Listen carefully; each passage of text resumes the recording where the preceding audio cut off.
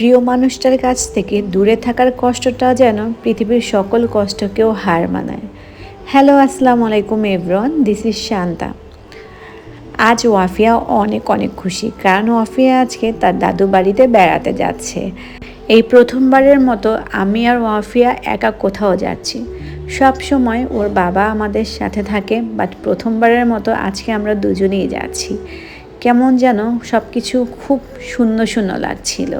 ওয়াফিয়া এখনও অনেক ছোট, সে বুঝতেই পারছে না যে তার বাবা আমাদের রেখে অনেক দূরে চলে যাচ্ছে, কিন্তু সে তো অনেক অনেক খুশি যে সে তার দাদু বাড়িতে বেড়াতে যাচ্ছে।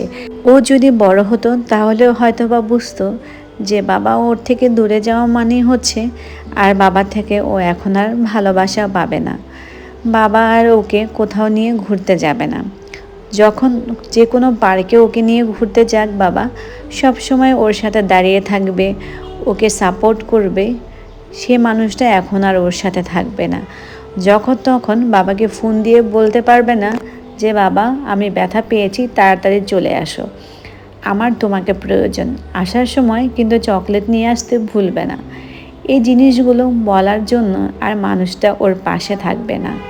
কিছু কিছু কষ্ট আসলে কখনো কাউকে এক্সপ্লেন করে বোঝানো যায় না।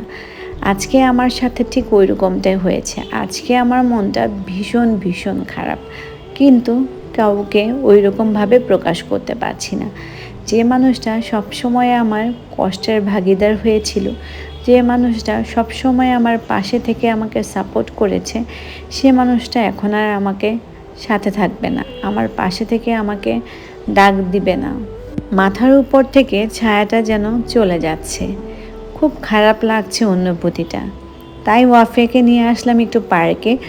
ওয়াফিয়া প্রচুর এনজয় করছে। বাচ্চারা এমনিও খেলাধুলা করতে অনেক বেশি পছন্দ করে। ওয়াফিয়া কিন্তু এই পার্কে সবসময় ওর বাবার সাথে আসে, বাট আজকে ওর বাবা যেহেতু এখনও অফিসে আছে তাই ওকে নিয়ে আমি এসেছি। সে অনেক অনেক বেশি এনজয় করছে।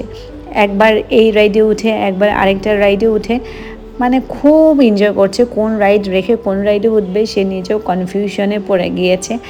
তো কোনোভাবেই তাকে বাসায় আনতেই পারছিলাম না। প্রায় ওখানে 2 ঘন্টা খেলার পর আমরা বাসায় চলে আসছি। ওর বাবাও চলে এসেছে। এখনও হচ্ছে যেহেতু রাত 3টার দিকে 3:45-এর দিকে ফ্লাইট ছিল ওর, তাই সব কিছু ও লাগেজ গুছাচ্ছিল।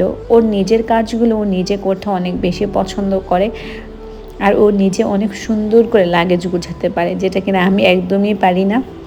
লাগেজ গোছানোর পর রেডি টেডি হয়ে সে তার ফ্রেন্ডদের কাছ থেকে সবার কাছ থেকে বিদায় নিচ্ছিল।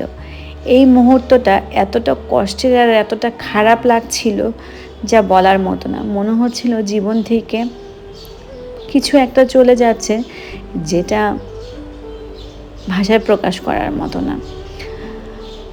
যেখানেই থাকে না কেন আল্লাহ যেন ওকে সুস্থ রাখে, সব সময় ভালো রাখে, সেটাই দোয়া করি।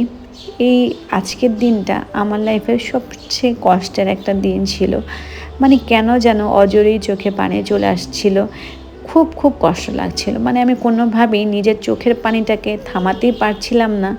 মনে হচ্ছিল কয়েকটা সেকেন্ড, কয়েকটা মিনিট আর একটু বেশি পাওয়া যেত, বা এই সময়টা যদি এখানেই থমকে যেত তাহলে সব থেকে বেশি ভালো হতো। মনে হচ্ছিল যে আবার বাসায় ব্যাক করে চলে যাই। তার সাথে কাটানো শেষ মুহূর্তগুলো খুবই খুবই কষ্টদায়ক ছিল। চোখের সামনের থেকে সে আস্তে আস্তে করে গুটি গুটি পায়ে চলে গেল আমার কাছ থেকে অনেক অনেক দূরে। আমরা এদিকে বাহিরে বসে ওর ইমিগ্রেশন কমপ্লিট হওয়ার জন্য অপেক্ষা করছিলাম। অনেক সময় দেখা যায় ইমিগ্রেশনে অনেক বেশি প্রবলেম করে থাকে, তাই ইমিগ্রেশনটা ঠিকঠাক মতো পার করতে পারছিল কি না সেটাই জানার জন্য হচ্ছে আমরা একটু বাহিরে অপেক্ষা করছি।